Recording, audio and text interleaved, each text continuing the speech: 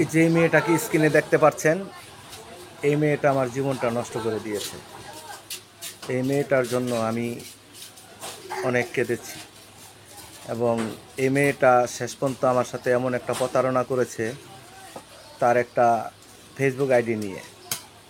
আমি তাকে বললাম, দেখো, তোমার ফেসবুক আইডিটা আমি নেই নাই, আমি হ্যাক করা জানি না, আমার আইডি আমি অন্যজনকে দিয়ে খোলাই, কিন্তু তুমি যা করতেছো এটা ভুল করতেছো। তাও সে বিশ্বাস করে না। সে আবারও বলতেছে যে না, এই আইডি তুই নিছস, এই আইডি তুই ছাড়া কেউ নেয় নাই।